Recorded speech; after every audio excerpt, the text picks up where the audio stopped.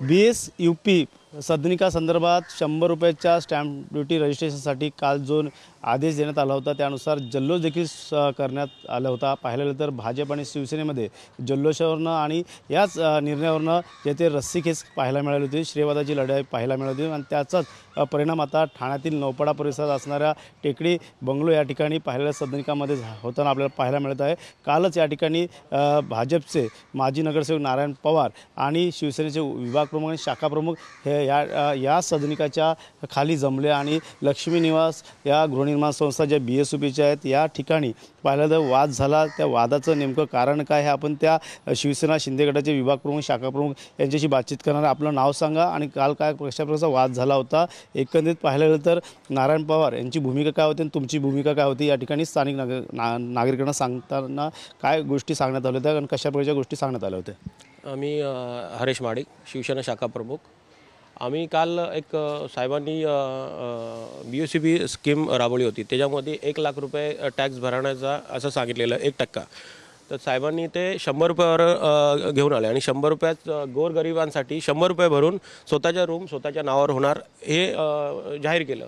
त्याकरिता आम्ही जल्लोष साजरा करण्यासाठी सोसायटीतली सगळे सभासद महिला वर्ग सगळे खाली उतरलेले आहेत। त्यावेळेला तिथला स्थानिक माजी नगरसेवक BJPचे ते खाली आले आणि आम्हाला बोलतात की आम्ही बिल्डिंग बांधली, आम्ही हे केलं आणि त्याचा श्रेय तुम्ही काय घेता, हे काय करता, तुला बघतो मी काय करतो, तुला मारील। आणि तिथं आम्हाला ह्याला लहान आमचे विभाग प्रमुख आहेत त्यांना लाथाबुक्यांनी मारायला सुरुवात केली। तर आम्ही बोललो मारता कशाला, जे बोलायचं तुम्ही नगरसेवक आहात ना, तर नगरसेवकच्या हिशोबाने तुम्ही बोला ना, काय बोलायचं ते आम्ही प्रेमाने बोलायला तयार आहोत, पण तुम्ही डायरेक्ट मारामारी करता, कानफाड्यात मारता। तर असं त्याला बोलायला लागलं तर मला पण मारलं, तर माझ्या पण कानफाड्यात मारली।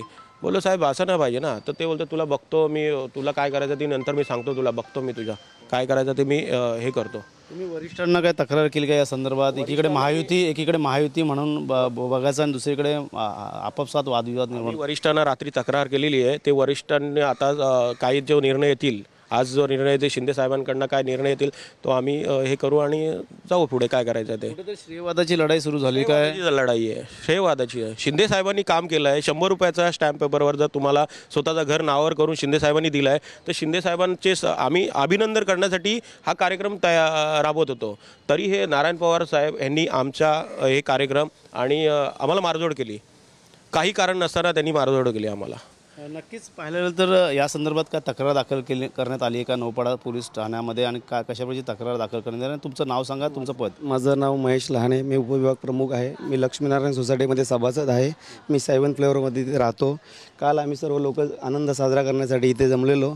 शिंदे साहेबांना व्हिडिओ कॉलद्वारे आम्ही लोकांचा संपर्क करून देणार होतो, तेवढ्यात तिकडनं नारायण पवार माजी नगरसेवक आले आणि त्या आम्ही तर लेडीज वगैरे सर्व होतो, तिथून ते आले आणि डायरेक्ट आम्हाला मारहाण चालू केली। कोणाकडनं झालेली नक्की? एकंदरीत त्यांनी देखील योजनेसंदर्भातला पाठपुरावा केला असं त्यांचं म्हणणं आहे भाजपने, त्यामुळे शिंदे गटाकडनं देखील तुम्ही अनेक लोकांना भेटत होते ना। आम्ही सर्व लोक इथे जमा झालेले, आम्ही पक्षाच्या कामं करत होतो।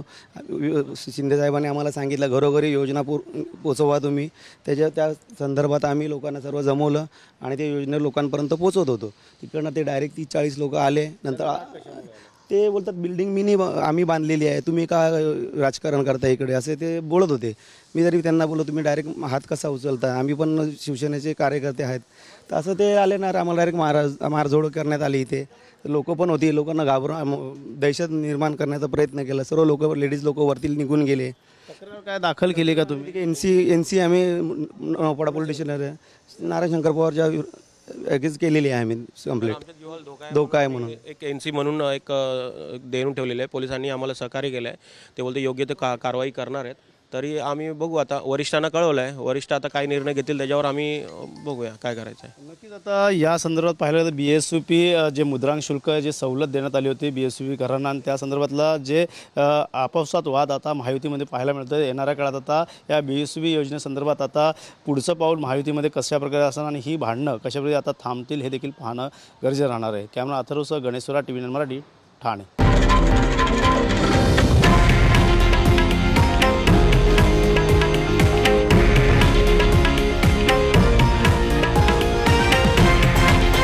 हे आहे देशातील नंबर 1 न्यूज नेटवर्क आणि आपण पाहत आहात TV9 मराठी, एकमेव।